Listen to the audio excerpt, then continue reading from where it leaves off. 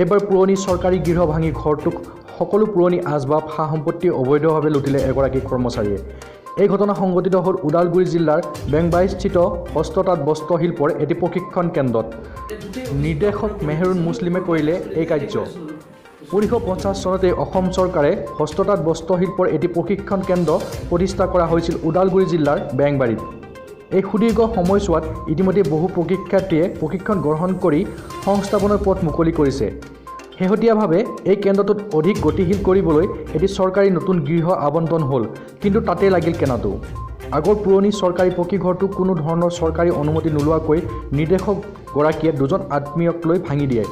পৰিচালনা সমিতিৰ অজ্ঞাতে ঘৰটো পুৰণি শিল, ইটা, কাঠ, টিনপাত আৰু পুৰণি আচবাবসমূহ লৈ যায়। ইতিমধ্যে এই সামগ্ৰীসমূহ নিজা ভাতৃ দুল আহমেদ আৰু খনীন্দ্ৰ নাথে লৈ যায়। সমগ্ৰ ঘটনা পোহৰলৈ অহাৰ পিছত স্থানীয় ৰাইজ ক্ষোভিত হৈ পৰে। ওদালগুৰি জিলাৰ উপায়ুক্তক তদন্তৰ দাবী কৰে।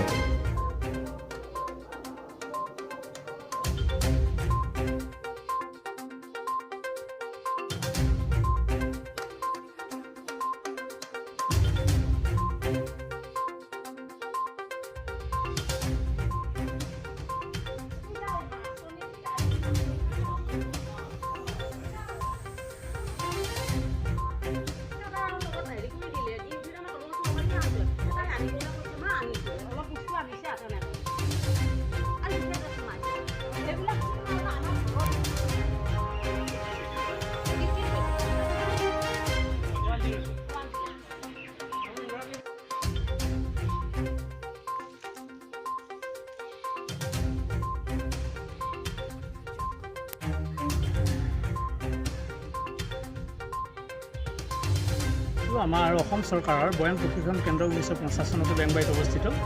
এই প্ৰশিক্ষণ কেন্দ্ৰটো আজি প্ৰায় 40-50 বছৰ চলি আছে, কিন্তু 2019 আৰু 20 চনত ঘৰ এটা চেংচন হৈছে। আৰু এই প্ৰশিক্ষণ কেন্দ্ৰটোৰ পৰিচাৰিকা অৰ্থাৎ যিজন ডেমনষ্ট্ৰেটৰ তেওঁ আপোনাৰ মেহৰুন নেচা বুলি তেখেতে এইটো চলাই আছে। কিন্তু ঘৰটো যেতিয়া আমাৰ নিচিনা হ'ল, এই ঘৰটো তেওঁ ৰাইজে নজনাকৈ ভাঙি পেলাই ইয়াৰ যাৱতীয় যিখিনি ইটা, টিনপাত, কাঠ, তাৰপিছতে বয়ান প্ৰশিক্ষণ কেন্দ্ৰৰ কাৰণে প্ৰয়োজনীয় যিখিনি সামগ্ৰী তেওঁতো অজ্ঞাতে, ৰাইজৰ অজ্ঞাতে, আৰু ইয়াত গভাৰ্ণিং বডি আছে, এই গভাৰ্ণিং বডিটোৰ অজ্ঞাতে তেওঁতো লৈ যায়। আমাৰ অনুষ্ঠান আমাক লাগে, বিল্ডিং আমাক লাগে। গতিকে ৰাইজে নজনাকৈ এইবিলাক বস্তু, গভাৰ্ণিং বডিয়ে নজনাকৈ বস্তু কিয় যাব লাগে, সেইকাৰণে আমি ৰাইজে এই গেটটো তালা মাৰিছোঁ। যেতিয়ালৈকে এই সমস্যাটো সমাধান নহয় তেতিয়ালৈকে আমি তালা লগাই দিওঁ। অলৰেডি আমি যোৱাকালি আমাৰ এটা প্ৰতিনিধি দলে ডিচি মহোদয়ে গৈ পেলাই এই বিষয়ে অৱগত কৰিছে। আৰু আপোনালোক আজি মিডিয়া আহিছে, মিডিয়াই এই বস্তুটো ভালকৈ সম্প্ৰসাৰণ কৰক, কাৰণ এই কথা চলিছে। এই অৰাজকতাটো বেংবাৰী, বৃহত্তৰ বেংবাৰী ৰাইজে কেতিয়াবা কৰিব লাগিছিলে, ৰাইজৰ লগত কথা পাতিব লাগিছিলে যে কি বয়ানবাদী হৈ ইয়াৰ পৰা গৈছে। আমাৰ ৰাইজৰ দাবী এই সমস্যা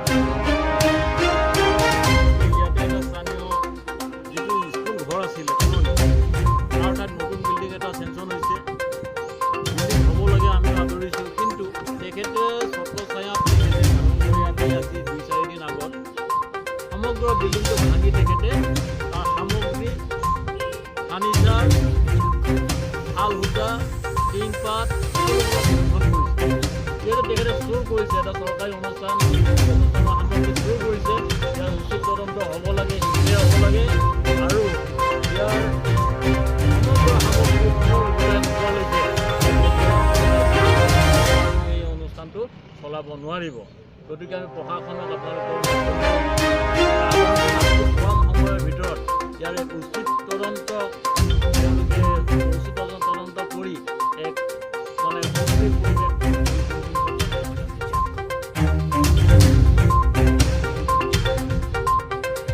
bureau report, Assam news 24x7।